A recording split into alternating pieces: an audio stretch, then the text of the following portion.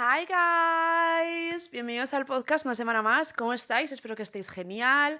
Yo soy Nadia, para las personas que seáis nuevas, bienvenidos y bienvenidas. Y el episodio de hoy tengo que decir que me hace mucha ilusión porque es un episodio que siento que llevo queriendo hacer desde que empecé el podcast, hablar de los diferentes trabajos que hay en la industria de la moda y explicar un poco más desde un punto de experiencia y de perspectiva propia y no tanto teoría, o sea, os voy a detallar de los trabajos que voy a incluir en esta parte porque obviamente no puedo hacer un episodio con todos y cada uno de los trabajos que hay porque sería un episodio de 5 horas y nos aburriríamos todos. Entonces, en este primer episodio he querido incluir trabajos que están más en la parte creativa, backend, o sea, como no sé, desde creación, ideación, creación de producto, como ese proceso y algunas cosas adyacentes, pero os haré parte 2 y parte 3 y las que hagan falta durante pues, los próximos meses para hablar del resto de trabajos. Entonces, lo que os decía, os voy a decir obviamente a nivel teórico, por así ponerlo entre comillas, las funciones de cada uno, qué cosas deberíais de estudiar o podríais estudiar para conseguirlos, un poco desde la visión mía realista de haber vivido diferentes puestos o haberlos visto muy de cerca, perdón, o haber incluso tenido gente que los trabaja, igualmente para daros como una perspectiva más realista de lo que luego implica este tipo de trabajos, para que tengáis, primero, información de qué tipos de trabajo existen, porque no es solo diseñador de moda, modelo, influencer.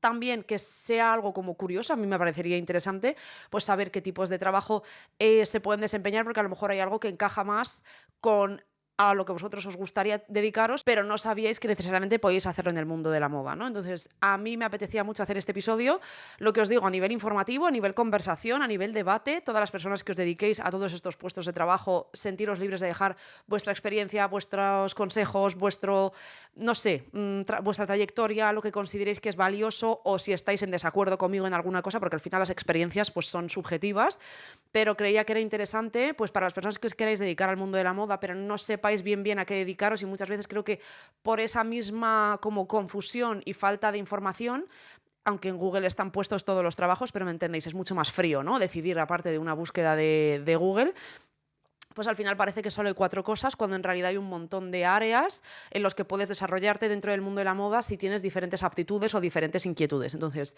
lo dicho, os voy a hablar de 10 puestos de trabajo diferentes, de 10 como carreras profesionales, por así llamarlo, más que puesto de trabajo, con sus pros y sus contras, mis puntos de vista, las experiencias que yo haya podido tener, haya podido vivir de cerca o haya podido ir, y un poco lo que yo considero de cada una. Así que espero que os guste. Lo que os digo, al final para mí es un episodio que siento que es importante, pero no vengo a daros como un sermón teórico de lo que es cada uno de los puestos con todos los intríngulis de lo que implica su día a día. Vengo más a daros una conversación ligera, aspiracional, pero informativa. También deciros que el domingo pasado subí un blog del mes de octubre y bueno, si lo habéis visto ya, si no, pues os animo a que lo veáis más que nada para que me digáis si os gusta.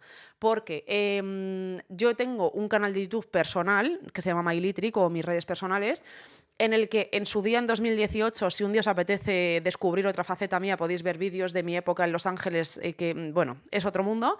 Subía vídeos, luego lo dejé tirado y el año pasado sí que es verdad que subí un par de vídeos y me gustó, pero sentía que no tenía espacio en el plato de mi vida del día a día para añadir otra tarea más que hacer. Pero este descanso que hice en verano, estaba hablando con mi novio y llegamos a la conclusión de que es algo que me gusta, o sea, los blogs y documentar y hablar y demás, es algo que me gusta y quería un camino intermedio entre sentir que estaba desarrollando esa faceta mía y explorándola y ver si realmente es algo a lo que también puedo dedicarle tiempo, pero no sentir la presión de tener que hacer pues un vídeo más semanal o algo así, porque ahora mismo ni siento que en mi día a día tenga tantísimas cosas que enseñar, ni tengo el tiempo para realmente aplicarme a ello y llevarlo a cabo y no hacerlo 2 veces y dejarlo ahí. Entonces, he hecho un blog de todo lo que ha sido el mes de octubre y pues eso, es un poco un experimento, así que las personas que lo hayáis visto, pues me podéis dejar vuestro feedback ahí, me podéis escribir por privado, lo que queráis, pero las personas que no, a lo mejor los que estáis en Spotify, en Apple, pues si no estáis tan atentos al canal de YouTube, pues tendréis el link del blog en la descripción. Y pues eso, para mí ha sido divertido, soy consciente de que no es el blog de la vida, o sea, he hecho el mínimo dentro de mis capacidades para ver si con el mínimo estaba satisfecha, porque el mínimo siempre lo voy a tener. Entonces, si desde el mínimo estoy satisfecha, puedo ir construyendo sobre eso, pero si el mínimo no me gusta, a lo mejor tengo que planteármelo en otro momento o cuando tenga otros recursos.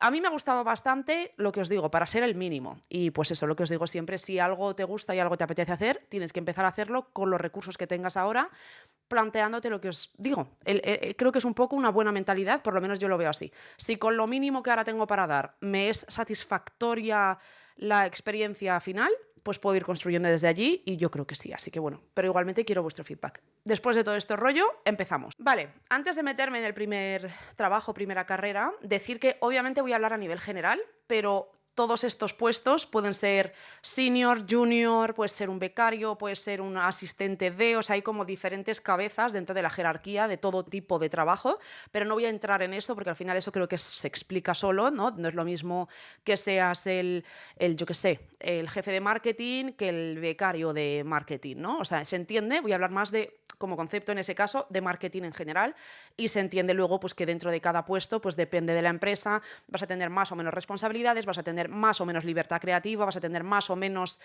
espacio para expresarte. No es lo mismo trabajar para una multinacional en la que tus tareas están muy delimitadas por tu puesto y hay 500 personas en ese departamento que en una startup en la que a lo mejor tú eres la única persona que hay en ese departamento o tú y otra persona y en vez de desarrollar, yo qué sé, 5 tareas que ibas a hacer en el otro puesto, desarrollas 37 y puedes formarte mucho más rápido, ¿no? O sea, al final, por empezar un poco con lo que es mi consejo, aunque cada uno tiene una experiencia y una vivencia personal y todo el mundo tiene que hacer lo que les funcione a ellos, pero para mí creo que al principio de tu carrera laboral, o sobre todo cuando es algo de lo que no sientes que tengas tanto que ofrecer de manera segura, ¿no? No tienes como pilares en los que te puedes apoyar de decir, mira, soy diseñador gráfico, llevo 15 años, soy diseñador gráfico, ¿no? O sea, a lo mejor estás empezando y te llama la atención el diseño gráfico y sientes que tienes un talento, pero no tienes nada demostrable, a eso me refiero.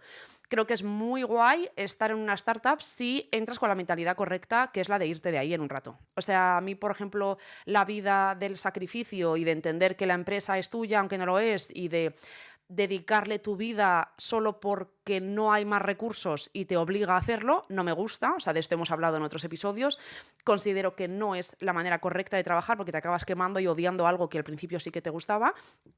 Y con esto me refiero a, pues yo que sé, típica situación en la que en una empresa de mediana talla, a lo mejor en el equipo, voy a seguir con marketing, hay 10 personas de diferentes cargos, ¿no? Y pues tú eres un décimo de ese equipo, pero en una startup a lo mejor eres un quinto, un tercio, un medio, ¿no? De ese equipo y te toca hacer mucho más y por ende se te exige un nivel de participación y de dedicación a ese trabajo que no te corresponde, porque a lo mejor eres jefe de marketing y bueno, puedes entender que sí que te corresponde, pero a lo mejor eres becario y tú no tienes que desvivirte porque Pepito Entertainment gane dinero a tu costa, ¿no? O sea, es un poco mi forma de verlo siempre y cuando encuentres un balance. Por eso os digo, si a lo mejor entras, siento que es una moneda de... O sea, ¿cómo se dice? Un arma de doble filo, ¿no? O sea, tú puedes entrar en una startup con la mentalidad de, ostras, aquí voy a tener la opción de tocar muchos más cargos y muchos más proyectos y muchas más cosas que en una empresa más grande y por ende voy a poder desarrollarme como muchísimo más rápido y ver si se me da bien, si se me da mal, qué es lo que me gusta, qué es lo que no me gusta, es como un cursillo rápido de trabajar. Entonces, si entras con esa mentalidad me parece guay, pero si entras con la mentalidad de crecer dentro de esa empresa, que siempre es posible, ¿eh? O sea, siempre hay términos grises, en lo que yo he tenido experiencias un poco... Pero si entras con la mentalidad de crecer dentro de esa empresa, pues a lo mejor te lleva a explotarte demasiado y entender el trabajo de una manera que no es y te quema nada más empezar. Entonces, no sé si me he explicado, pero básicamente eso. Creo que empezar en una startup o en una empresa más pequeña o algo así para poder formarte trabajando, ¿no? Es como tu segunda formación, y si no tienes formación, pues la formación que sea, X, ¿me entendéis? No hace falta venir de la universidad. Formación profesional, por así llamarlo. Y luego ver realmente que has tocado 15 diferentes, yo qué sé, tareas y hay 3 o 4 que notas que te gustan más, hay 3 o 4 que sabes que odias, pues de alguna manera es mucho más rápida la experiencia que te lleva luego a decidir qué es lo que quieres hacer, qué es lo que no, hacia dónde quieres ir, que si entras en una multinacional en la que haces 2 tareas en tu día a día y entonces te cuestan muchos más años explorar todas las opciones para llegar a la conclusión de cuál sí y cuál no, mientras todo sea sano y que tenga sentido. Entonces, ya sí que sí, 24 chapas, empezamos. Vale.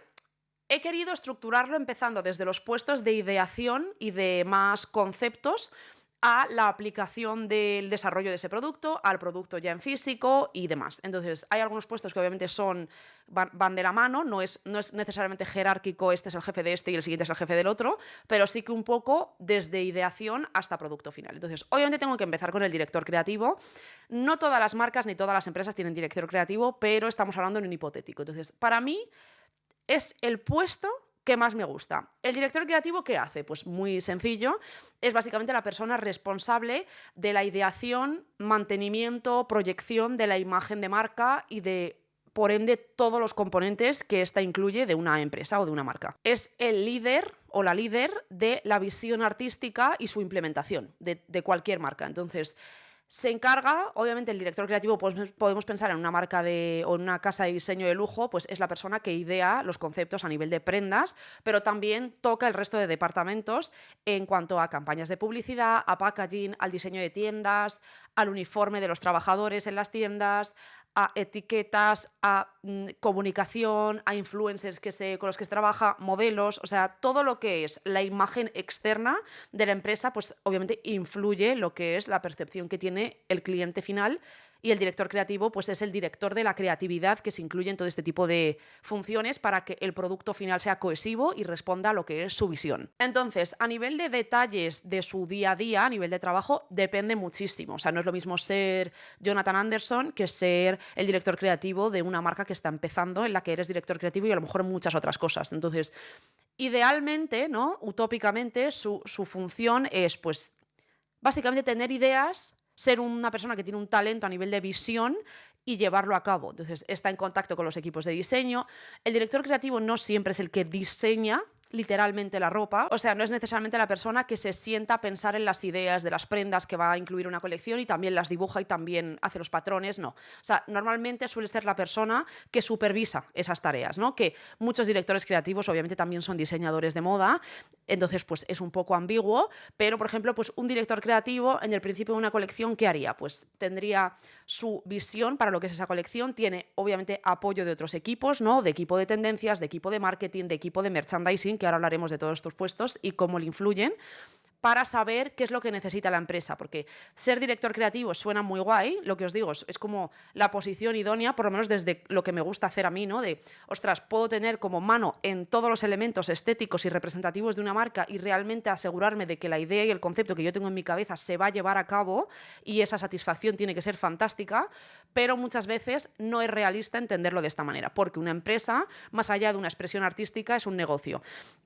Entonces, muchas veces a lo mejor el director creativo ha tenido una idea inspirada por los campos elíseos de hacer una colección verde, pero le explican que el verde es un color que han sacado en 2 o 3 temporadas anteriormente, que no ha funcionado bien y entonces, por ende, no puede hacer esa colección. O sea, no siempre es todo lo que quieras, y entiendo que cuanta más presión, más grande la marca, más dinero hay que perder, más se tienen en cuenta estas cosas, ¿no? Depende del tipo de marca que seas también. Hay marcas que son más comerciales, marcas que lo son menos, marcas que le dan más libertad al director creativo, marcas que le ponen más presión a nivel de números, de vender, porque está muy bien que tú tengas ideas y que seas conceptual y que lleves a cabo tu visión, pero si no se vende no me sirves, ¿no? De alguna manera. Entonces, por eso os digo, utópicamente el director creativo, pues, tiene sus sesiones de inspiración, cada uno es diferente, al final es un artista, está visionando sus cosas y de alguna manera pues se reúne con los diferentes equipos para hacerlo tangible, ¿no? Si estás inspirado por unos conceptos a nivel de diseño, pues te reúnes con el equipo de diseño para saber cómo trasladarlo eso a patrones, siluetas, figuras, prendas. Si estás inspirado a nivel de una campaña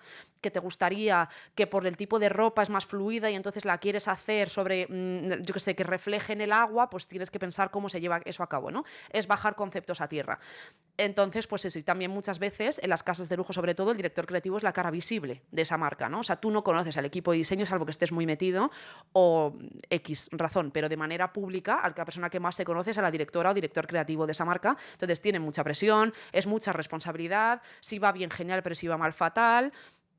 Y es un trabajo muy bien remunerado, pero muy estresante y muchas veces insatisfactorio, no siempre, pero muchas veces insatisfactorio para la persona que lo hace porque suena mejor de lo que luego es. Por eso os digo, no es lo mismo Rick Owens, por ejemplo, que es el director creativo de su propia marca. Su marca al final responde a él, es independiente, hace lo que le da la gana, manda por la pasarela lo que le da la gana, es su marca y ha encontrado un punto en el que funciona, y aunque tenga ciclos o temporadas en las que la marca vaya peor y momentos en los que la marca vaya mejor, es lo suficientemente funcional como para que eso se sostenga. Entonces, genial. O por ejemplo, Jacques Mus ha conseguido, como su marca es independiente, pues tener una libertad creativa que ha de alguna manera monetizado y estructurado de tal manera que se ha vuelto hasta positivo para él tener toda la libertad que tiene y hacer lo que le gusta, ¿no? Porque al final todos tenemos un estilo y un concepto a la hora de hacer ciertas cosas. Entonces, si nos dejan ser, al 100%, todos tenemos como un patrón de 10, 15, imaginaros, ¿no? Siluetas que nos gustan.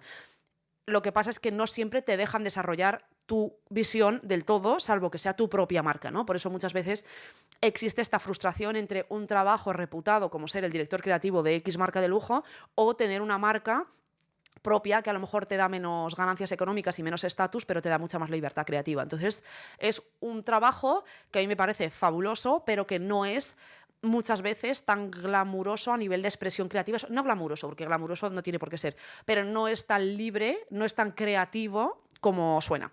Entonces, para ser director creativo, obviamente pues puedes estudiar diseño de moda. Yo creo que también lo más importante en general, para todos estos trabajos es la experiencia. O sea, hay algunos trabajos que obviamente el tener un estudio concreto de ello, ¿no? Te ayuda y te escala pues bastantes escalones por encima de una persona que no lo tenga a nivel de acceso a esas experiencias. Pero lo más importante es experiencia, porque tú puedes tener un estudio, una carrera en diseño de moda y un máster en expresión creativa y otro máster en, yo qué sé, en dirección creativa, que no sé si existe un máster que se llama así, pero imaginaros que sí, pero no tener algo demostrable y al final pues tienes que escalar las mismas escaleras que el resto, que lo que digo, a lo mejor empiezas 2 escalones por encima, pero lo más importante es la experiencia, porque no se llega a ser director creativo de una marca, repito, salvo que fundes tu propia marca, que obviamente pues está en tus manos. Si tú mañana quieres empezar una marca, de repente eres director creativo y no has tenido que hacer nada, entre comillas, ¿no? Pero si es algo sin hablar de emprender, más de cara a trabajar para otras personas, requiere mucha experiencia, porque al final tienes que demostrar que tu visión es lucrativa y fiable y que tiene una garantía de éxito para tú llegar a ese tipo de puestos, ¿no? Entonces yo creo, lo que os digo, si es algo a lo que os llama la atención aspirar para trabajar o algo en lo que estéis trabajando ya, creo que es importantísimo, al igual que estás teniendo la experiencia laboral, ¿no? Más A, B y C de estar en una empresa, pues a lo mejor estás o sea, se puede ir desde diferentes caminos. Puede ser estilista que se convierte en director creativo, puede ser diseñador de moda que se convierte en director creativo, es como el camino más fácil, ¿no? El más obvio. Puede ser diseñador gráfico que se convierte en director creativo. Al final es una persona que tiene la capacidad y la visión de entender todos los lenguajes a través de los cuales se expresa la identidad visual y el valor percibido de una marca y estar por encima de la persona media para poder dar cosas que no se sabe que se necesitan y poder crear deseo hacia algo. Entonces, creo que lo más importante, aparte de trabajar en lo que sea que quieras trabajar para llegar a ello, es desarrollar tu propia visión aparte. Ya sea en un proyecto personal, tener tu portfolio en ratos libres, desarrollar tus propios proyectos para tenerlos como carta de presentación de cuál es tu potencial. Porque muchas veces tú puedes ser, imagínate, diseñador de moda en una empresa y no por ello estás diseñando la ropa con la que tú sientes que realmente expresas tu dirección creativa, ¿no? Entonces, no puedes solo fiarte o depender de los trabajos salariales que tienes para desarrollar tus criterios, porque si no, siento que muchas veces esto te frustra tus sueños y no te ayuda mentalmente a sentir ese hambre hacia conseguir lo que quieres, porque es como, ostras, pues que yo trabajo, imagínate, trabajas de diseñador en Bershka y dices, claro, es que yo trabajo aquí y sí, estoy desarrollando mis capacidades de diseñador, pero no estoy haciendo la ropa que yo quiero. Entonces, de alguna manera, ¿cómo voy a alcanzar que me cojan el Loewe si mi portfolio es todo ropa más juvenil y que no tiene nada que ver con ellos? Pues de ahí viene que estos, pues muchas veces lo hace la gente que realmente le interesa estas cosas y pues quien algo quiere, ¿no? Refrán de la vida, algo le cuesta y obviamente es mucho más cómodo conseguir el trabajo que quieres desde el principio en la marca que te gusta y crecer dentro de esa empresa y convertirte en director creativo en un futuro. Genial, pero no siempre se tiene esa opción. Entonces creo que si realmente es algo a lo que aspiras, por ejemplo, imagínate que te gusta mucho lo Loewe, pues en tus ratos libres, si realmente es una estética con la que te sientes representado y es algo que de manera innata te gusta, no vas a sentir que estás haciendo los deberes y entonces si no llega esa oportunidad vas a sentir que has perdido todo tu tiempo en hacer estos proyectos por encima de tu trabajo y que te han quitado tiempo. O sea, vas a sentir que estás realmente desarrollando unas habilidades y un hobby, por así llamarlo, que tú tienes, que es diseñar, pero diseñar hacia la estética que te gusta. Entonces creo que desarrollar un portfolio que represente realmente tu visión y tu estética a la par que desarrollar contactos y trabajo y luego habilidades que realmente se aprenden trabajando, ¿no? Pues la capacidad de gestionar equipos, la capacidad de trabajar en grupo, la capacidad de realmente saber gestionar críticas, la capacidad de tener mucha presión, el poder llevar a cabo un shooting, de cómo cada uno lo suyo con su trabajo, pues creo que es muy útil. Entonces, mi opinión sobre ese trabajo, creo que es un trabajo muy prestigioso, es un trabajo que quiere mucha gente, pero creo que es un trabajo que conlleva mucho más esfuerzo y es mucho menos fantabuloso de lo que parece, pero si realmente te llama la atención te da igual eso, ¿no? Porque si solo quieres ser director creativo para llamarte un director creativo a ti mismo, pues creo que deja de hacerlo, porque siento que estas son las típicas cosas que luego llegas a la realidad de lo que implica ser esa persona y te llevas un chasco porque no es necesariamente lo que querías, ¿no? Y de eso se trata también, o sea, no es algo malo. Al final, si siempre te ha llamado la atención ser director creativo por el espíritu que eso te transmite y por como el estatus y el formar parte de algo tan grande y el ser jefe de,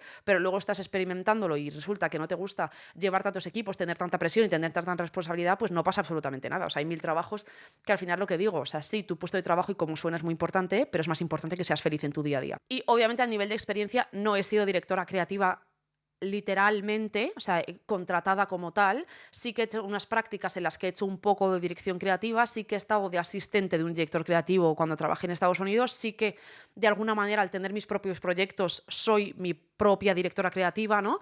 Y lo que os digo, para mí es el mejor trabajo porque te da la libertad absoluta de desarrollar tus ideas y tus conceptos, pero sí que también he visto, por ejemplo, cuando estaba en Estados Unidos, un director creativo que cogieran una marca porque tenían como la idea utópica de desarrollar una marca mucho más elevada y por ello subir los precios, pero cuando esa persona les desglosó lo que realmente hace falta para hacer una colección, que vienes de hacer algo más fast fashion y quieres traducirlo en algo más lento y moda real, eso implica muchos más gastos, muchos más procesos, muchos más profesionales, muchos más pasos, ¿no? Para alcanzar ese producto final y meterle presión a una persona que está acostumbrada a trabajar, pues eso, en una colección de la A a la Z y tú estás acostumbrado a ir de la A a la T y luego a la Z, pues es frustrante y le acabaron echando porque él exigía un tipo de nivel de trabajo y no era lo que ellos querían, y de alguna manera pues vi todo eso y vi que no siempre es, o sea, no siempre se alinea la intención con la función final, y también ser tú tu propia persona, la que tienes la responsabilidad de decidir todo este tipo de cosas,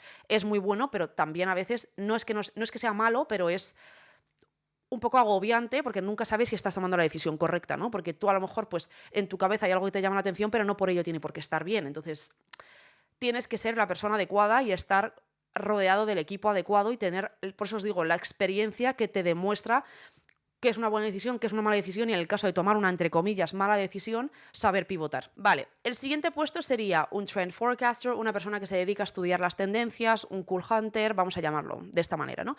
Que obviamente pues lo dicen las propias palabras de estos títulos, pero son personas que se dedican al estudio antropológico, ¿no? Y al estudio del mercado para saber predecir cuáles van a ser las siguientes tendencias y por ende ayudar a las empresas, ya sea a nivel de agencias que hacen este trabajo o personas que están dentro de mismos equipos de estas empresas, a saber por qué dirección llevar ciertas colecciones o ciertas ideas, porque ya no es solo predecir tendencias a nivel de colores, de tejidos, de prendas, sino también de pues actitud del comprador, tendencias de consumo, tendencias digitales, tendencias económicas, todo este tipo de cosas. Entonces, básicamente es una persona que se dedica a analizar los estilos de vida, las maneras de consumir, las diferentes como tendencias literales a nivel de, pues esta temporada ha habido un incremento salarial, una mejora de condiciones, ha habido entonces por ello muchas más compras en el mercado de lujo, entonces a lo mejor sí que tiene sentido subir los precios. O sea, no siempre es lo que os digo, algo tan básico como el rojo y el leopardo y los zapatos acabados en punta. Es más genérico, que siempre se puede reducir a eso. También depende de la cantidad de recursos que tengas para dedicar a este tipo de puestos, porque son puestos bastante escasos en el sentido de que no conoces mucha gente que se dedica a esto. Hay una empresa a nivel mundial que es la más conocida, que se llama WGSN, que literalmente tiene, o sea, se dedican a esto, a predicción de tendencias, a análisis de tendencias, y tienen unos libros que desarrollan con un montón de información, lo que os digo, desde comportamiento de compra, comportamiento del consumidor, cambios políticos, cambios a nivel económico, cambios en todos los sentidos, la digitalización de muchas cosas, la aceleración de muchas otras, que desarrollan unos libros de cuáles van a ser las tendencias que a lo mejor están desarrollando ya invierno 2027. Y estos libros cuestan una pasta y pues los compran las empresas a nivel interno, las que están en ese nivel, para pues estar al día y poder utilizar ese recurso para informar sus colecciones y que cuando salgan pues tengan sentido con ese momento, ¿no? Porque esta predicción de tendencias no siempre es una cosa ciencia cierta 100%, pero suele estar basada en hechos y como de alguna manera modificada a lo largo del tiempo para que sea lo más correcta posible. Y por ello muchas veces no es casualidad que en una misma temporada veamos un montón de colecciones con un mismo concepto que hace 3 temporadas no veíamos, ¿no? O sea, toda la gente recibe esta misma información. Repito, no todas las marcas tienen acceso a estas cosas y no todas las marcas a lo mejor quieren tenerlo, pero pues es un trabajo que existe y que es muy valioso y poco... Muchas veces creo que no todo el mundo sabe que esto es un trabajo real. Y cuando digo un trabajo real, porque suena que al final las tendencias pues las ves venir de las colecciones pues de las marcas de diseñador, ¿no? Si tú estás al final ahora mismo viendo desfiles de primavera 2025, pues las marcas de fast fashion ya están sabiendo un poco interpretar de esas pasarelas qué es lo que se va a llevar. También, si eres una persona que está metida dentro de este mundo, pues ves venir, según el tipo de comportamiento del consumidor normal, las tendencias que ya haya habido existentes en las últimas temporadas, ves venir qué es lo siguiente, pero esto es el pensamiento de una persona base, ¿no? Que puede tener más o menos como sensibilidad hacia este elemento, pero que hay todo un entramado de personas y toda una carrera profesional que es dedicada a esto, ¿no? Que es una carrera profesional que yo creo que es súper interesante, que no necesariamente tiene que ver con la moda, o sea, es algo que puedes desarrollar hacia un montón de sectores diferentes y al final es analizar el mercado, el comportamiento del consumidor y las tendencias globales del mundo en el que vivimos, del mercado en el que estamos y saber anticipar qué es lo que va a querer ese consumidor en X tiempo. Literalmente su trabajo es mantener las marcas un paso adelante y ayudarlas a estar en un punto competitivo dentro de la industria y dentro del mercado.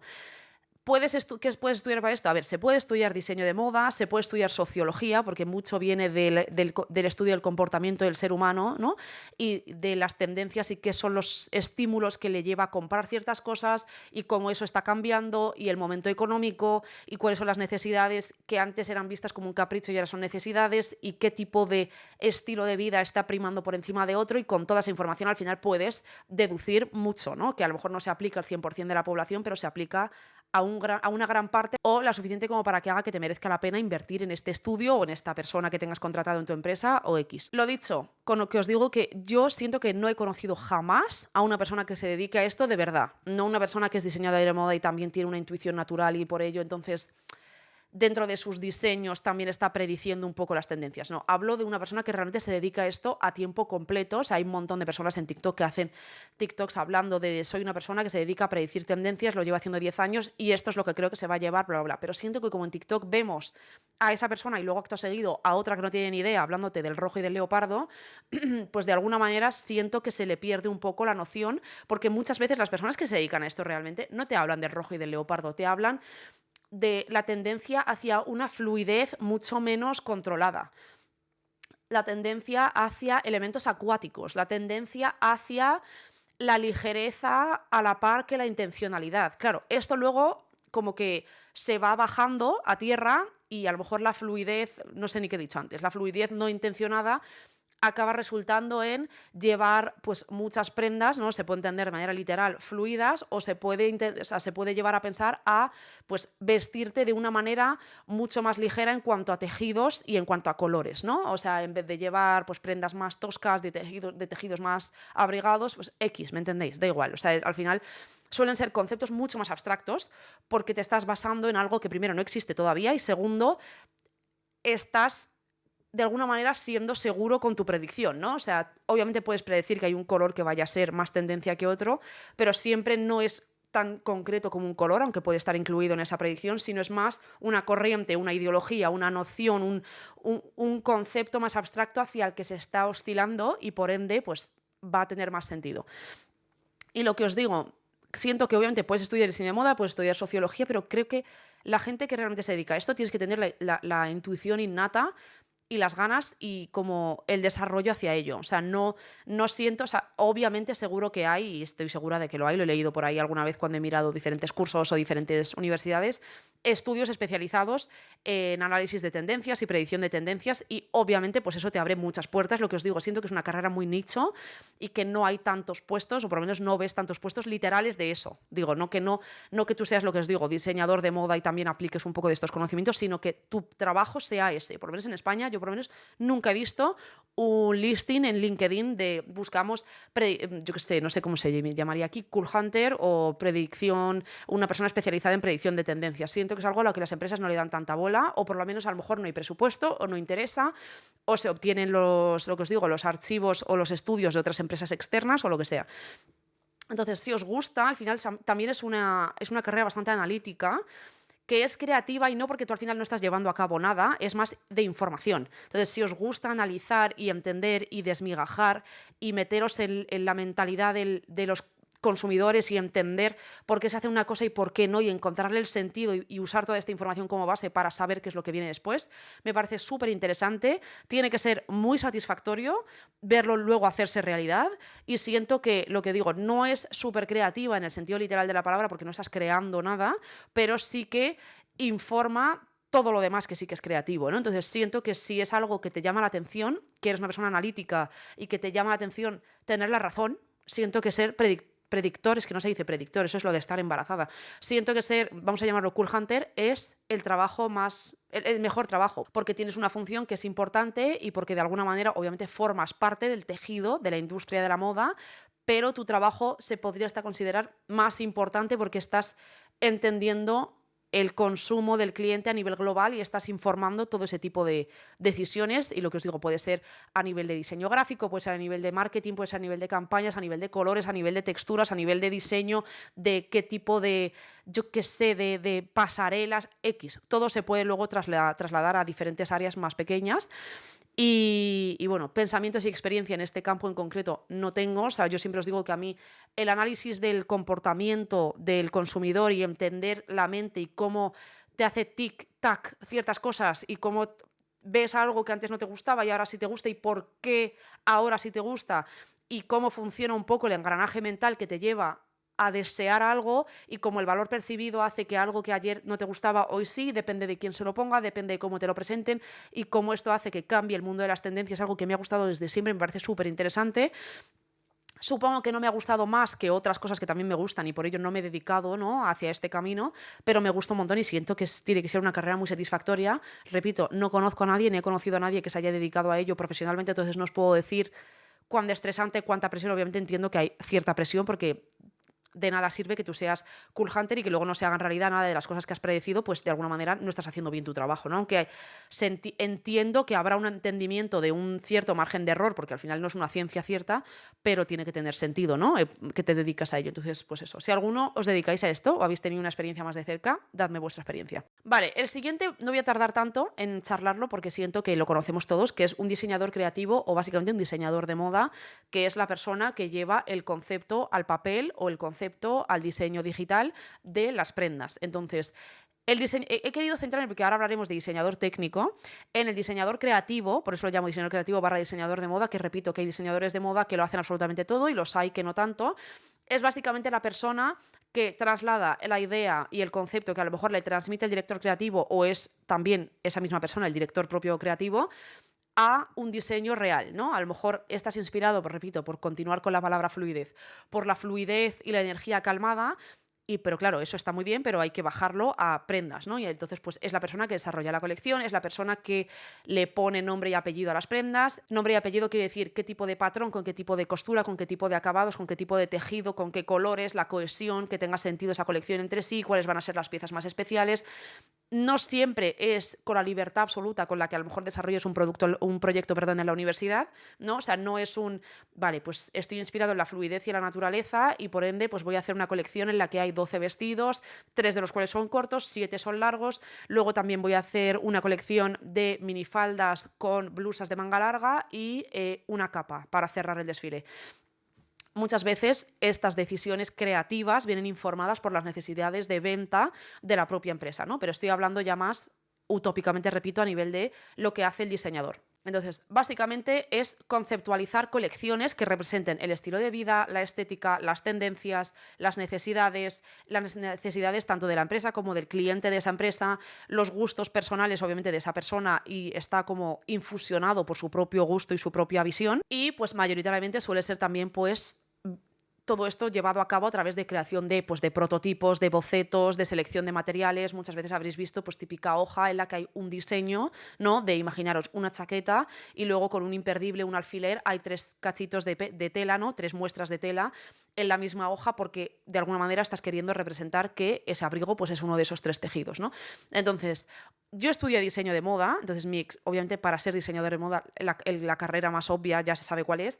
También es verdad que puedes dedicarte a ello sin estudiar diseño de moda, o sea, tú puedes ser, o sea, sí y no. O sea, sí 100% porque creo que todo es posible y no necesariamente tienes que haber ido a la universidad para estudiar esto. Pero sí que creo que el estudiarlo en una universidad te da, o lo que sea un curso X, tener algún tipo de formación, te da unas herramientas que a lo mejor tú de manera natural no te iba a apetecer tener, ¿no? Porque todos sabemos que cuando estudias una carrera hay clases que te gustan más, clases que te gustan menos, áreas de creatividad o de desarrollo de conocimiento que te llaman más la atención que otras, pero todas son necesarias porque, en mi opinión, hay que saber hacerlo todo para saber hacerlo bien. O sea, que a mí no me guste patronar, está bien, pero tengo que entender cómo se patrona para, de alguna manera, tomar la mejor de las decisiones a la hora de diseñar, ¿no? Porque muchas veces, lo que os digo, todo tiene un elemento económico y todo tiene un elemento lucrativo. Entonces, si a ti se te ocurre hacer un pantalón que requiere 5 piezas por cada pierna para construirlo, pues a lo mejor a nivel económico no tiene ningún tipo de sentido porque el rango de precio de la marca para la que diseñas es que ese pantalón iba como mucho a costar 130 euros porque el cliente es el rango de precio que tiene esa marca y que tú por tu creatividad y tu necesidad de expresión quieras que ese pantalón tenga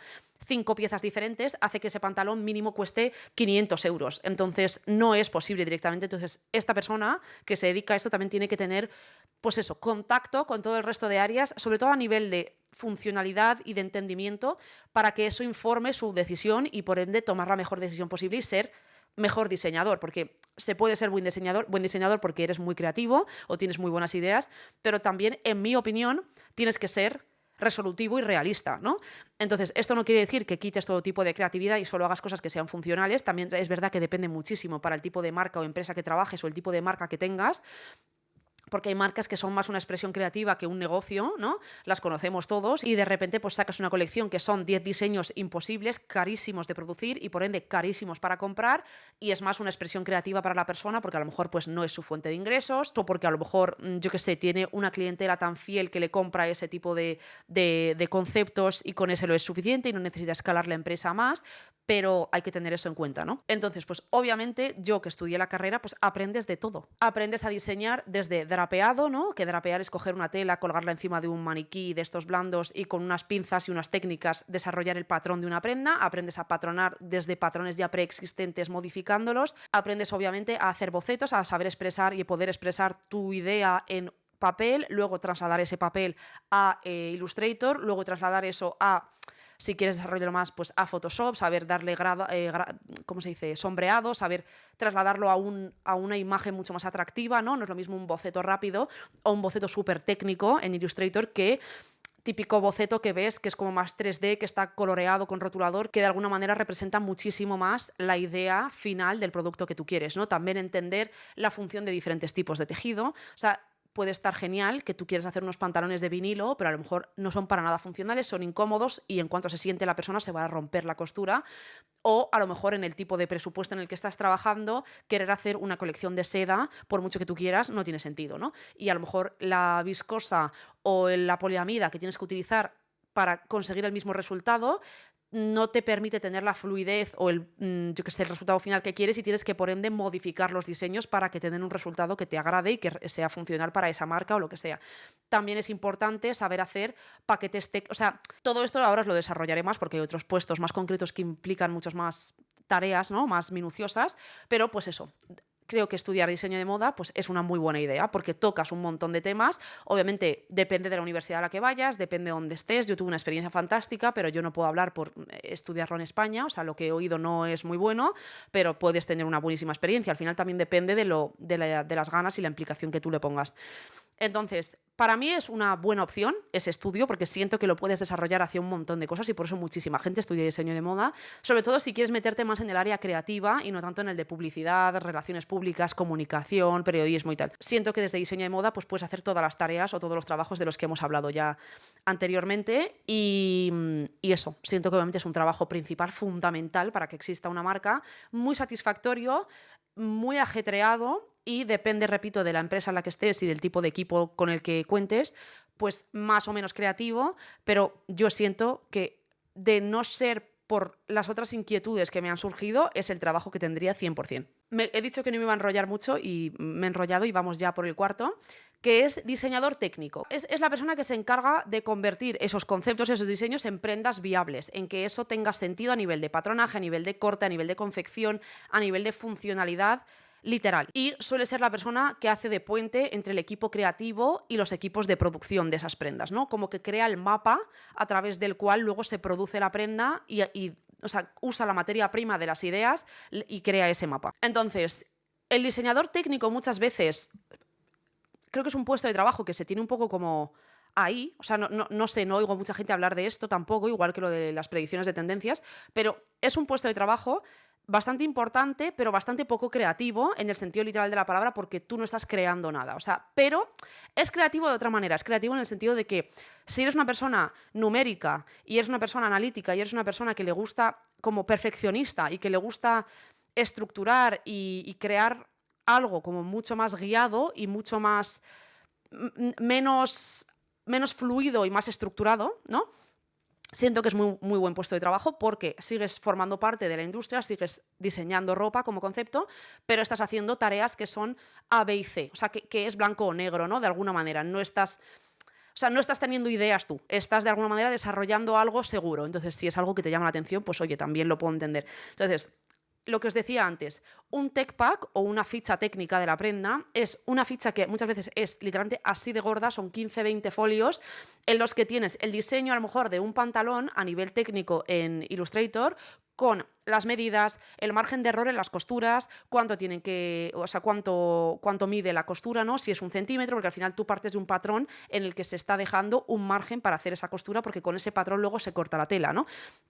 Entonces, cuanto más de lujo sea la empresa, menos margen de error hay para ese tipo de cosas. Por eso muchas veces a lo mejor vas a Zara y te encuentras una blusa que tiene una manga medio centímetro o 1 centímetro más larga que la otra, porque el margen de error es mayor, porque la prenda es de mucho menos valor. Pero en una marca de lujo o en una empresa de lujo, o en teoría es lo que debería de ser, el margen de error es mucho más pequeño y muchas veces el margen de error es cero. O sea, no, si esa prenda pone que la costura, el bajo es medio centímetro, doblado doble, con un top stitch, no sé qué, tiene que ser así, y si no, la prenda no pasa control de calidad. Esas hojas técnicas, esas fichas técnicas, incluyen los materiales al detalle. Muchas veces incluye el desglose de los precios, ¿no? Literal, el desglose de los precios, más luego el markup que le pones para venderlo a nivel wholesale, que tiene imaginaros que la prenda, que esto es algo que no sé si todo el mundo lo sabe, imaginaros que la prenda tiene un coste literal de 20 euros, ¿no? Y en esos 20 euros están incluidos el gasto de lo que es esa parte proporcional de tela, la parte proporcional de empresa, ¿no? Que está incluida en esa prenda, la parte proporcional de mano de obra,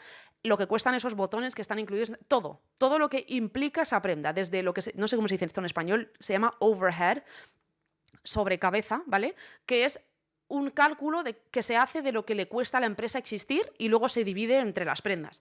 O sea, desde los gastos de luz hasta los gastos si tienes una patente, hasta todo lo que cobran los trabajadores, todo lo que te cuesta, todo tipo de software, materiales, todo.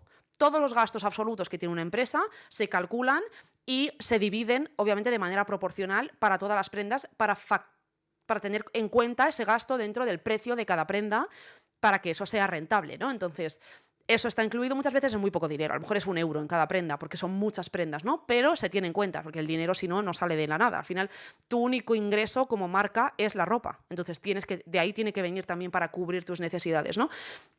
Entonces, en esos 20 euros está incluido todo, la parte proporcional del hilo, la luz, el gasto, de todo, absolutamente todo. Luego hay un markup inicial, que es para cuando te compran al por mayor o wholesale, o cuando te compra, pues yo qué sé, te compra Exception, te compra el Corte Inglés, te compra Essence, te compra Farfetch. Para ellos hay un precio y luego para el vendedor, para el comprador final, hay otro precio. A lo mejor para Farfetch, y también depende mucho, ¿no? No es lo mismo que te lo compre Farfetch, que a lo mejor te da algún tipo de prestigio y entonces les pones un precio diferente, que te lo compre pues una tienda multimarca random que no conoces tanto y no tienes garantía de que eso vaya a funcionar. También hay un montón de detalles que se hablan con este tipo de compradores para ajustar este precio. No es lo mismo que te dejen pagarles una vez se hayan vendido las prendas que te obliguen a pagarles antes y aceptar tú las pérdidas. No es lo mismo que te dejen pagarles a los 90 días que te obliguen a pagarles a los 30. Entonces, hay un montón de detalles ahí que se tienen en cuenta para este precio, pero imaginaros, por redondear, esa prenda a ti te ha costado 20 euros literales, pero tú a Farfetch, por ejemplo, se la vendes a 60 y Farfetch la vende a 120, pero tú en tu web también la estás vendiendo a 120. O sea, estas cosas tienen que ser cohesivas. Incluso muchas veces, a lo mejor tú en tu web la vendes a 115 para tú también, de alguna manera, tener una ventaja competitiva y que el comprador venga a tu propia web porque tiene algo que ganar, que es que se ahorra un poco de dinero y tú te llevas todos los beneficios. Porque si tú se lo vendes a Farfetch, tú estás deshaciéndote de las necesidades de publicidad, gestión web, gestión de envío, o sea, tú te deshaces, tú haces la prenda, se la envías, se acabó. Y tú estás ganando 40 euros por prenda porque Farfetch te la ha comprado a 60 euros. Lo que os digo, hay muchos acuerdos diferentes en la que, pues a lo mejor tienes un acuerdo de que depende de la marca que seas, depende de lo deseable que sea tu producto, depende de un montón de cosas. Pero a lo mejor, pues Farfetch te compra 1000 prendas y tenéis un acuerdo de que las primeras 500 ellos aceptan las pérdidas, pero las siguientes, si no se venden, te las devuelven y tienes que aceptarlo, ¿no? Y tú no se las, o sea, ellos no te pagan hasta que no se vea que eso haya sido vendido. Hay 1000 acuerdos y 1000 problemas que surge con este tipo de acuerdos, ¿no? Pero obviamente si Farfetch te vende la ropa, tú solo ganas 40 euros por prenda, pero no tienes que preocuparte de nada más. Pero si tú lo vendes, tienes que hacer otro tipo de gestiones que te implican más dinero, por lo que esos 20 euros iniciales incrementarían, pero como te estás llevando 100 euros de beneficio, pues te compensa.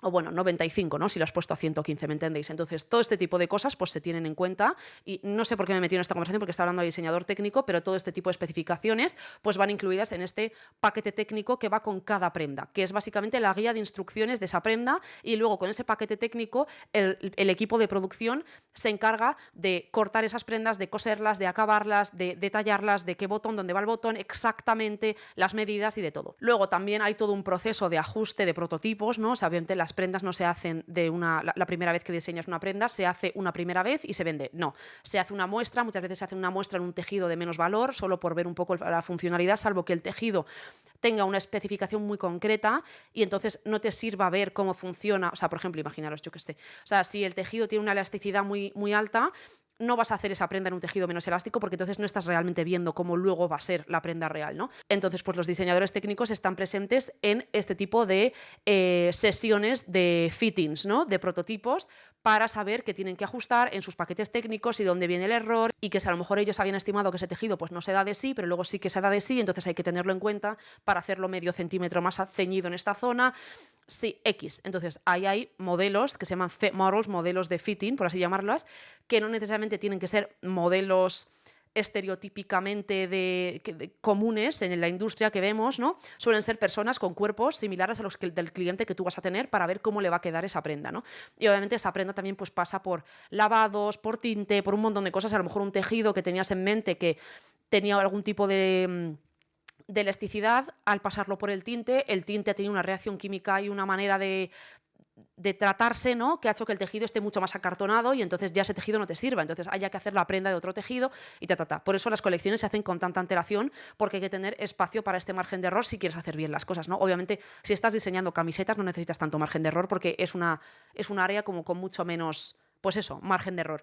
Pero es un proceso pues, que se lleva y que los diseñadores técnicos forman parte. Y obviamente control de calidad a nivel de todas estas cosas que os he dicho, ¿no? Y asegurarte de que las especificaciones que estás incluyendo y que el diseño que estás haciendo vaya a funcionar con la intención que ha tenido, ¿no? Y muchas veces también el diseñador técnico es el que le dice al director creativo o al diseñador de moda: oye, está muy bien que tú quieras hacer este pantalón, pero este pantalón en este tipo de tejido no es funcional a nivel del tipo de corte que quieres hacer porque no va a tener la estructura que quieres, porque no sé qué, no sé cuál. O sea, requiere muchísimos conocimientos, es un trabajo bastante analítico, numérico y como muy minucioso y mucho detalle. Entonces, obviamente para estudiar esto, pues puedes estudiar diseño de moda, sí o sí tienes que saber utilizar herramientas digitales, ¿no? Como Illustrator, Photoshop, yo qué sé, todas las herramientas de 3D que hay ahora, todo este tipo de cosas obviamente son útiles, pero tienes que tener una capacidad analítica y unas ganas de tenerla bastante grande, sí o sí, porque es un trabajo, lo que os digo, muy minucioso, muy de ordenador, muy todos los días haces lo mismo, ¿no? Y te tiene que gustar ser una persona detallista y una persona que realmente es perfeccionista y le gusta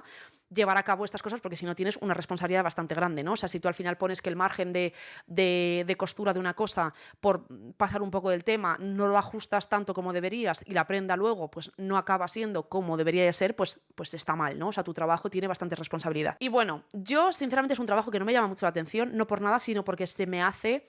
O sea, usar Illustrator es algo que no me encanta, o sea, me gusta porque te ayuda a visualizar un diseño de una manera mucho más realista, ¿no? O sea, porque al final, pues depende de cómo dibujes, lo puedes ver más o menos, pero es muy técnico. Es un trabajo, obviamente se llama diseñador técnico por algo, y es algo que no me llama mucho la atención. Sí que es verdad que depende de la empresa en la que estés y el trabajo que tengas. Hay muchos diseñadores de moda que tienen una parte muy técnica en su trabajo, que a lo mejor no hay tanto equipo y te toca a ti hacer esto, ¿no? Te toca diseñar tanto la ropa a nivel de bocetos e ideas, como luego trasladarlo. Pero la gente que se dedica a esto realmente, pues a mí sinceramente es algo que no me llama mucho la atención. También es verdad que muchas veces, pues si tú eres un diseñador técnico, puedes ser un diseñador técnico también freelance. Hay muchas empresas que a lo mejor no se pueden permitir tener a alguien in-house siempre, pero pues un diseñador creativo, o sea, técnico freelance, pues van a esa persona y le dicen, mira, tengo todos estos bocetos, quiero que me los traslades a Illustrator y que me hagas, en base a esto y esto, las fichas técnicas de estas prendas, estos son mis presupuestos, lo que sea. Entonces esa persona te hace esa función y ya está. Y tú pues tienes la capacidad suficiente como para formar parte de los fittings y entender cuál es tu margen de error, ¿no? Si es tu propia marca o eres una persona que tiene un buen ojo para estas cosas. Lo que os digo, me parece un trabajo súper interesante para alguien que a lo mejor no se le dé bien no tener buenas ideas, porque suena que eso es algo malo innatamente, no es malo, ¿me entendéis? Alguien que no le apetezca tener la responsabilidad de idear las cosas porque no es algo que le guste, o sea, le gusta ver el producto final, pero a lo mejor no quiere sentir la presión ni es algo que realmente disfrute el tener las ideas, pero sí que te gusta tener en tus manos el control de cómo es el producto final. Pues creo que es un trabajo súper guay para eso, y lo que os digo, es muy minucioso, es numérico, es detallista, es concreto, es de alguna manera trasladar el aire en materia. Entonces, yo siento que si tenéis necesidad de control y queréis formar parte del proceso creativo, porque al final no dejas de estar en esas reuniones y tú también, de alguna manera, informas esas decisiones, ¿no? Lo que os digo, al final de nada sirve que seas un súper buen diseñador de moda si no sabes luego llevar a cabo. Por eso digo que es importante no saber hacerlo todo bien, porque creo que si sabes hacer todo bien, no sabes hacer nada bien. O sea, es importante saber entender todo, pero tener un área de expertise, un área en el que eres más fuerte, ¿no? Pero en saber entender cómo funcionan estas cosas, pues por eso digo que es importante y pues eso. El siguiente puesto lo conocemos todos, que es diseñador gráfico. Obviamente es la persona que se encarga de hacer todos los assets y elementos digitales de una marca, o puede ser freelance, o puede ser X. También es verdad que el diseñador gráfico no solo hace logos y páginas web, también es una persona que puede ser la que se encarga de crear prints, de crear estampados, puede ser una persona que se encarga también puede trabajar de la mano del diseñador técnico, que hemos hablado antes.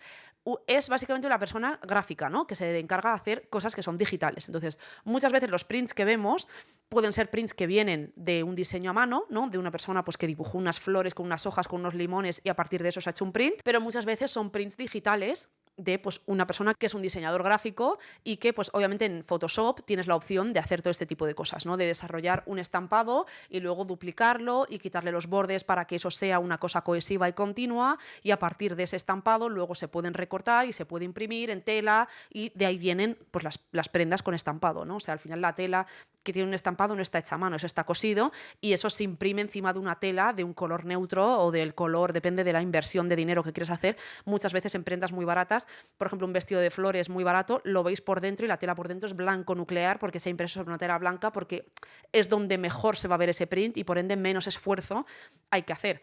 Si quieres una prenda de mejor calidad, a veces el tejido es como un tejido que es semitransparente, no semitransparente, sino que el print impregna mucho más, entonces por dentro es como que se ve el print pero difuminado, o si el print tiene de base azul marino, pues el tejido es azul marino, pero por ello entonces hay que hacer otro tipo de procesos. Pero bueno, sin entrar en el tema de prints, pues eso, el diseñador gráfico pues puede hacer logotipos, carteles, también es muchas veces la persona que diseña el packaging, pero no diseña, o sea, diseña el packaging literal, o sea, hace como la caja desdoblada, ¿no? Un poco el mapa de esa caja con el diseño, donde va cada cosa. Es la persona también que se encarga muchas veces de hacer los kits de imagen de marca, de las marcas, ¿no? De, obviamente con con conversación e influencia del resto de equipos, no lo decide esa persona normalmente, pero pues si tú trabajas en una marca más grande, normalmente tienen un librito en el que tienen las tipografías de la marca, cuáles son los colores de la marca, cuáles son las identidades visuales a nivel imágenes, cuál es el tipo de cliente, pues es la persona que hace esto.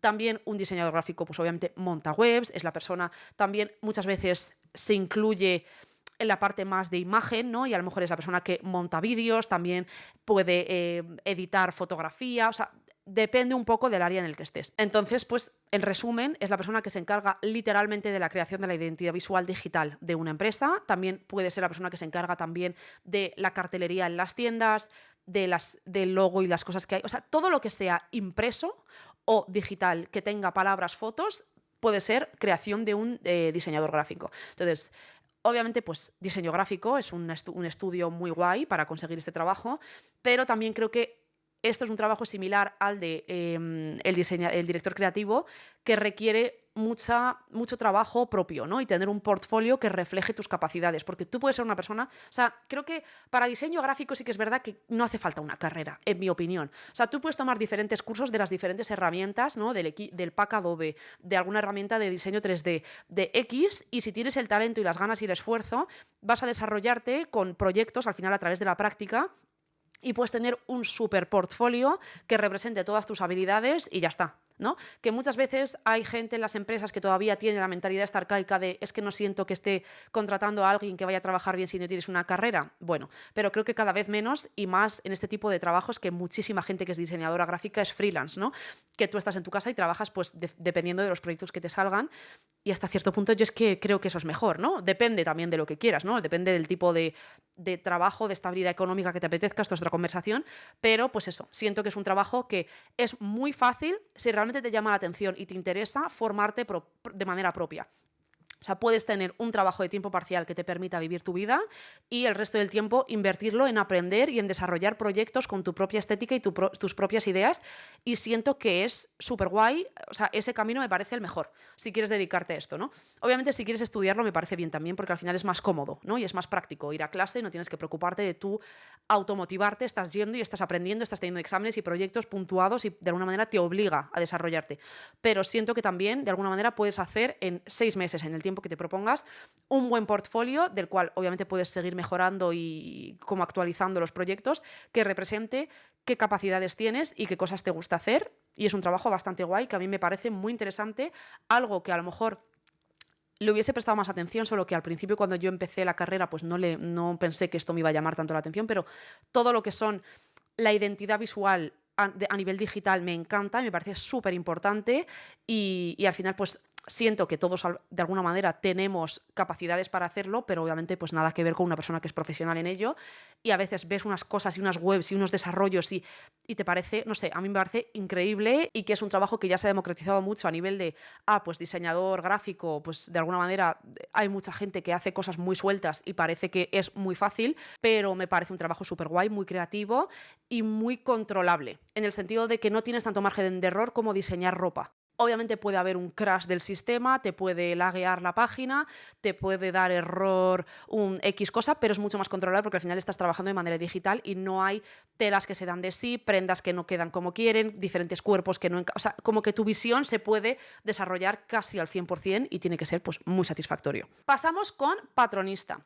Patronista literalmente es lo que suena, es la persona que se encarga de trasladar la idea o el diseño de una prenda a un molde a través del cual luego se corta y se confecciona esa prenda para que se haga realidad. También es una persona que informa las decisiones del diseñador, porque es la que sabe y entiende y es responsable de que esa prenda luego vaya a ser funcional y se vaya a ajustar al cuerpo y vaya a dar el resultado que se está buscando, ¿no? Por eso os digo que es importante entender cómo funciona el patrón de una prenda y cómo se construyen las prendas para saber tomar buenas decisiones a la hora de diseñar y acortar un poco el proceso del back and forth de esto quiero pero no se puede, entonces lo vuelvo a intentar, entonces no se puede, y al final muchas veces de ahí vienen los problemas, ¿no? Porque no hay todo el tiempo del mundo, y siento que eres mejor diseñador, no solo por eso os decía, ¿no? A la hora de tener mejores ideas, sino a la hora de tener menos margen de error en tus ideas, porque sabes cómo funciona todo, ¿no? Al final, los patrones son el plano de las prendas, ¿no? El patronista se encarga tanto de desarrollar esos patrones como que a la vez que los desarrolla, esos patrones también puedan cumplir la función final y la comodidad y el estilo que se busca en esa prenda en concreto.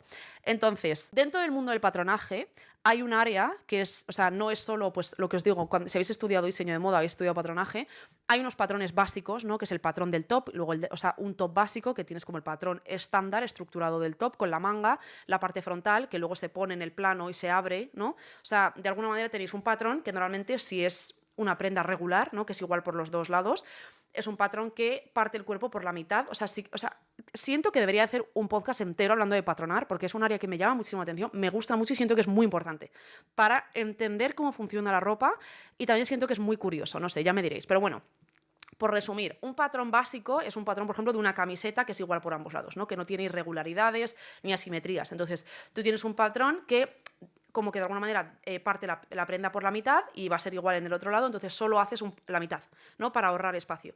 Y la tela muchas veces está doblada por la mitad y las prendas que tienen que ser duplicadas se ponen en el borde doblado para que al recortar luego se pueda abrir y eso te da la prenda completa.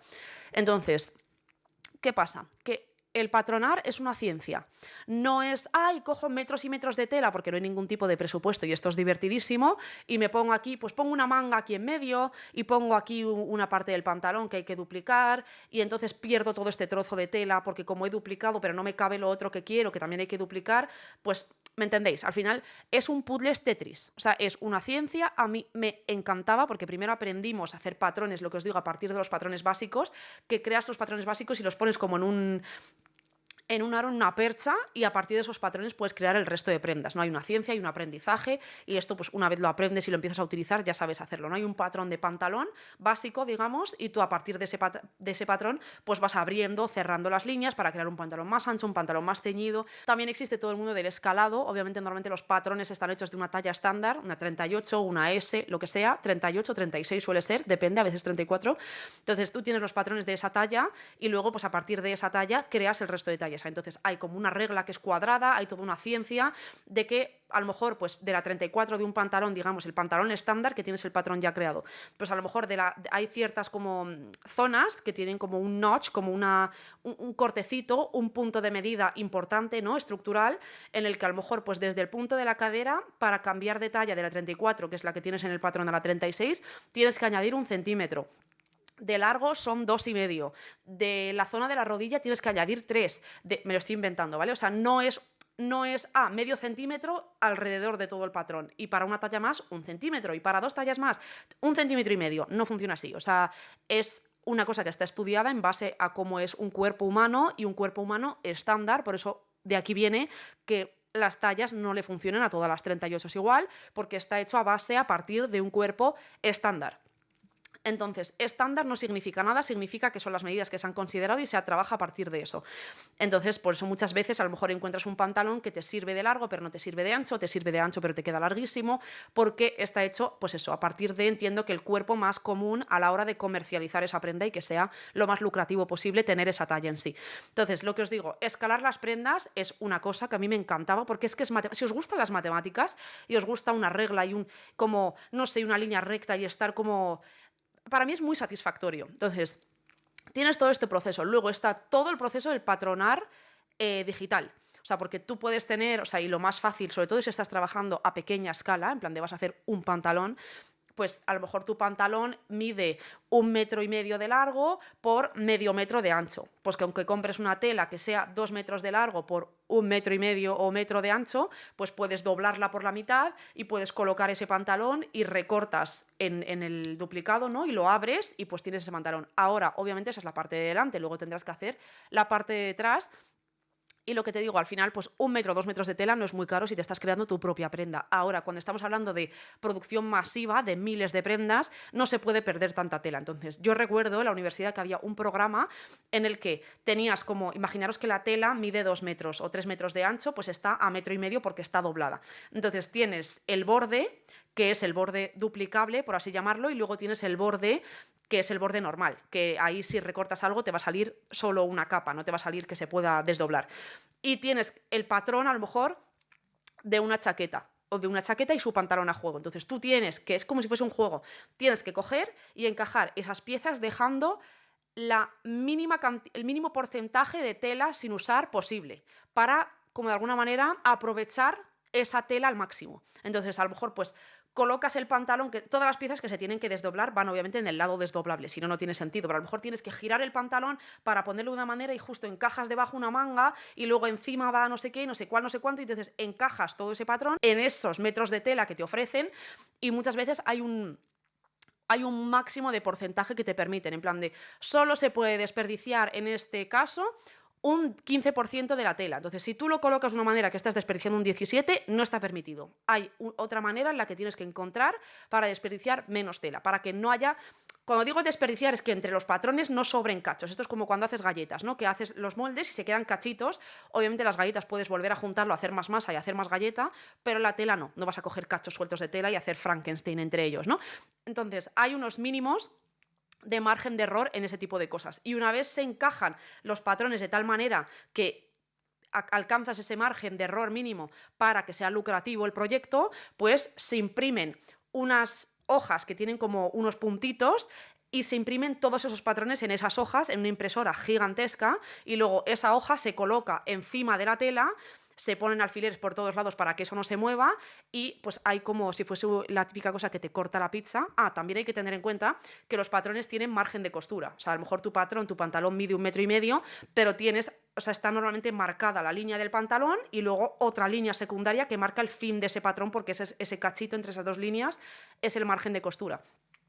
Y pues todo tipo de pinzas. Pensad que el patrón es una cosa plana. Entonces, si hay una pinza que abarca 5 centímetros que hay que coser, pues hay unos puntos que marcan donde eso luego la costurera o el costurero sabe que tiene que unir esos 2 puntos para que esa pinza por dentro pues marque el patrón que tú quieras, ¿no? O sea, la silueta que quieras final. Pero todo eso cuando estás patronando está todo en plano. Entonces, eso se imprime, tú lo pones encima de la tela y pues con unos utensilios, obviamente lo puedes cortar con tijeras, pero cuando esto es a nivel maxi, se hace con unos utensilios, entiendo que habrá esta maquinaria que hace esto, y cortas esos patrones, ¿no? Y se marcan con alfileres para que cortes 100% sin mover la tela, porque entonces ¿para qué sirve todo este trabajo? Y de ahí ya tienes los trozos de tela que comprenden estas prendas que pasan luego a ser cosidos. Entonces, para mí es un área súper guay, me parece súper interesante, tiene que ser eso, es muy tácito, no sé si es la palabra, es como muy... te mojas las manos, ¿no? Estás ahí metido con la tela, cortando, si te gusta lo analítico, lo matemático, o sea, a mí se me daba, me acuerdo que era una de las clases que más disfruté y que menos me esperaba que iba a disfrutar, porque al final yo primero aprendí a crear ropa a través del drapeado, que ahora hablaremos, pero el patronar para mí fue un descubrimiento, porque soy muy creativa y me gusta el lado creativo, pero tengo una parte que es muy controladora y me gusta la certeza y hacer las cosas bien. Entonces, esto te ayuda mucho, el patronar es una ciencia. Entonces, a mí me encantó, me pareció un área en la que no me dedicaré a ello full time porque no es lo que más me gusta, pero me gustó muchísimo. Entonces, yo espero haberos podido hacer llegar un poco desde encima, muy resumido, pues qué es lo que implica patronar la ropa. Y obviamente, si eres un buen patronista, puedes diseñar tú mismo la ropa, ¿no? O sea, no hace falta que te venga una idea de otra persona, tú mismo, si eres un buen patronista o es algo que te llama la atención, ya sabes tú sabes hacerlo, o sea, tienes el patrón delante, puedes modificarlo de la manera que quieras y sabes cómo funcionan las pinzas y las costuras externas y obviamente pues en los patrones se tienen en cuenta luego un montón de detalles, dónde va la cremallera, qué tipo de espacio de costura hay que dejar y todo este tipo de cosas. Obviamente a nivel de estudios, pues puedes estudiar diseño de moda, puedes estudiar un curso más corto o más específico de patronaje, pero sobre todo tienes que tener la habilidad analítica y matemática y las ganas de ser como muy certero en ello, porque aquí es donde luego viene lo del margen de error en las costuras. Es un trabajo como de responsabilidad también, obviamente, porque si lo haces mal, pues se desperdicia un montón de dinero en tela y no es lo mismo lo que te digo, intentar hacer un pantalón y hacerlo mal, bueno, pues te compras otro metro de tela, no pasa nada, que a nivel maxi. Y pues eso. Vale. Costurero, costurera, artesano, en general, persona que se encarga de trabajar, o sea, de acabar esa prenda. Obviamente es la que coge pues estas piezas de tela, ¿no? Y las monta para terminar con el producto final y pues ya está. O sea, al final puede ser desde un costurero a nivel masivo que se dedica a montar prendas que te dejan ahí en una mesita y tú pues ya sabes y depende obviamente pues las máquinas de coser tienen un montón de funciones diferentes, puede ser obviamente pues desde montar las piezas en sí, es la persona que se encarga de ponerle la cremallera, de montar la pieza, literalmente, o sea, te dan como las piezas del puzzle y tú montas el puzzle y lo acabas y lo perfeccionas y pues también obviamente es la persona que a lo mejor pues se encarga de, depende de la prenda, depende del tipo de empresa, depende de todo, pues ponerle el embellecimiento, coserle a la prenda si tiene algún tipo de avalorio, es la persona que se encarga de montar la prenda literalmente, con el forro acabado, la que cierra los bolsillos, la que acaba la prenda. Entonces, pues bueno, por no desarrollar mucho más, obviamente es un trabajo que implica ser muy minucioso, que te apetezca, muchísimo nivel de habilidad, siento que no se tiene en cuenta, porque al final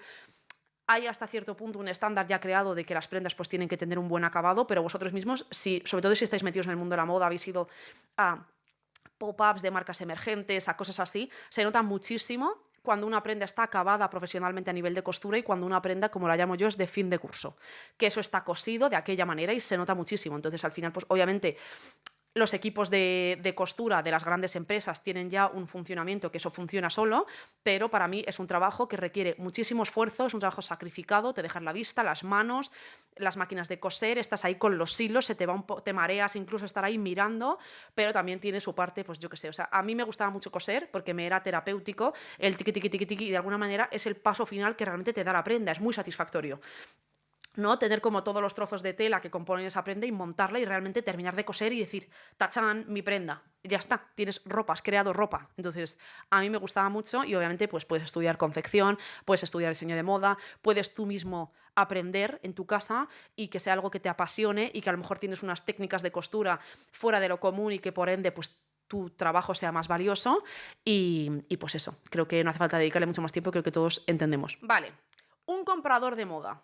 De esto hemos hablado varias veces en el podcast porque es una persona que tiene una función bastante importante y es básicamente la persona que se encarga de hacer la compra de producto que va a ver el cliente final. Normalmente suelen ser personas que se dedican a hacer este tipo de compra para una tienda o un canal multimarca, ¿no? Que tienes un perfil de cliente en mente, con unos gustos, con una capacidad económica, con unas necesidades, con unas aspiraciones, y tú vas a las diferentes marcas de ropa o de accesorios o de lo que sea, y con eso en mente eliges el producto que a ese cliente final más le iba a gustar. Obviamente, pues lo que os digo, te fijas en el perfil del consumidor, en las tendencias del momento, en la dirección en la que tú quieres llevar esa tienda o esa empresa, ¿no? Y obviamente al final tu trabajo, al final del día tu trabajo es que esa compra sea rentable, o sea, está muy bien, o sea, por eso os digo muchas veces que estas cosas son menos creativas y guays de lo que suenan, o sea, está muy bien que tú seas el comprador, yo qué sé, me lo invento, de Exception, ¿no? Y que tú quieres de alguna manera, o venga, Exception no, porque Exception lo hace bastante bien, pero por ejemplo, el Corte Inglés, ¿no? Tú eres el comprador de la zona joven, mujer joven del Corte Inglés y tú, por tus ideas y tu concepto de la moda, quieres hacer una compra mucho más contemporánea y transgresora y poco comercial, pero si eso no se vende, porque estás siendo surrealista y poco realista, más que surrealista, con el cliente final que tienes, no sirve de nada tu trabajo. O sea, está mal hecho tu trabajo, aunque tu selección esté bien a ojos de otras personas, ¿no? Por eso digo que muchas veces no es lo que tú quieras y entonces el cliente viene, es qué tipo de cliente tienes y qué necesita ese cliente. Y es lo que digo, puedes empujar un poco las barreras, ¿no? Si tu cliente, me lo invento, está acostumbrado a que todo lo que le ofreces en ese tipo de tiendas son marcas que ofrecen trajes de chaqueta y pantalón, pues a lo mejor puedes incorporar una compra un poco diferente en la que ofreces polo y chino, y puedes entender que a lo mejor ese cliente va a estar abierto a ese tipo de exploración, pero no estás volviéndote loco, no le estás trayendo una falda y unas botas, ¿no? Y de esa manera pues ir cambiando un poco el perfil o ir como construyendo o informando las compras de ese cliente hacia otro camino, pero pues al final si eres comprador te riges por el cliente que tienes. El cliente manda literalmente. Si tu cliente le gusta los colores neutros, por mucho que tú seas fan de los colores pastel y del rojo, en tu compra tienes que tener en cuenta las necesidades del cliente porque si no esas cosas no se van a vender y el cliente es lo que hace que tú tengas trabajo, ¿no? Ahora, el comprador es un trabajo muy guay, o sea, ser comprador de moda al final pues es creativo pero sin tener tú que diseñar nada, ¿no? O sea, muchas veces oímos de esto, ¿no? Que los días de los desfiles, imagínate, pues el desfile de Louis Vuitton, pues al día siguiente está la típica reunión, o las semanas siguientes, no al día siguiente necesariamente, pero las semanas siguientes están las reuniones de compradores, que va el comprador de todo tipo de... Bueno, Louis Vuitton no necesariamente porque no venden tanto retailers, ¿no? Pero imaginaros, yo qué sé, Balenciaga. Van todos los compradores de todas las plataformas que ofrecen Balenciaga a hacer su compra de la temporada, ¿no? Y a lo mejor hay un bolso que dices, este bolso voy a experimentar, entonces solo quiero, también muchas veces las marcas te estipulan unos mínimos, en plan, no me puedes pedir un bolso, porque a lo mejor no, porque a lo mejor no me es rentable producir solo uno, entonces mínimo, para esta categoría tienes que comprar 150 unidades, para esta otra mínimo 30, para esta otra mínimo 500, X. Entonces tú haces tu compra, pues quiero este bolso, quiero 100 unidades, de esta chaqueta dame 50, de este no sé qué, no sé qué. Entonces tú haces tu compra para lo que va a ser luego el producto que ofreces en tu web, imagínate que eres Exception, ¿no? En tu tienda, para tus clientes. Entonces, el comprador ya no solo hace esto, que es muy guay, sino que también, pues, estos para ti son tus proveedores. Balenciaga es tu proveedor, Gucci es tu proveedor, ¿no? Entonces tienes que gestionar los proveedores, gestionar los plazos de entrega, gestionar literalmente la gestión de ese producto, que llegue, cuándo se va a producir, los tiempos, cómo eso luego afecta al equipo de marketing de cuándo se va a lanzar una colección en tu página web o cuándo va a salir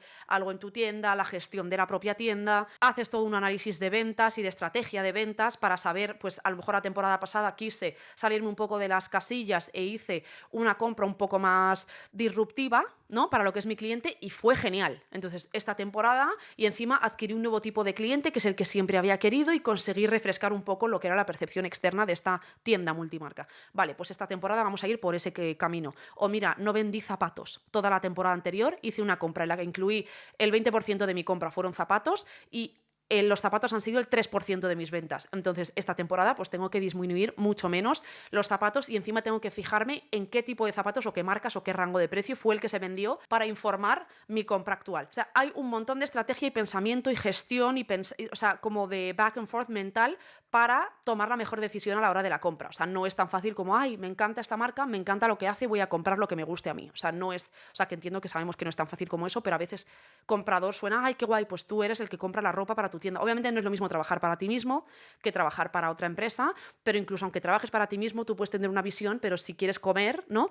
Y tú solo traes chaquetas y tu cliente solo te pide pantalones, pues tendrás que ir hacia ello, ¿no? Obviamente puedes estudiar diseño de moda, puedes estudiar ADE, porque al final muchas de las habilidades vienen de gestión de empresas también, pero creo que sobre todo tienes que tener la habilidad y la capacidad de gestión analítica que requiere, pues, llevar esto a cabo de una manera satisfactoria y de alguna manera saber desprenderte de lo que tú quieres y entender más lo que necesita tu empresa o tu negocio a nivel real para que sea lucrativo. Y te tiene que gustar la logística, porque estás con logística constantemente, desde el estudio de las ventas de la temporada pasada hasta cómo eso va a informar la compra que vas a hacer para esta temporada, hasta qué presupuesto tienes, qué vas a priorizar, qué no, qué se vende mejor, qué no, qué tiene más riesgo de pérdidas, qué no, qué te han dicho a lo mejor los vendedores de la tienda física o el customer service de tu página web que hay más quejas, qué cosas, qué marca a lo mejor es más fiable comprarle cierto tipo de prendas porque sabes que siempre las van a producir, porque esa es otra.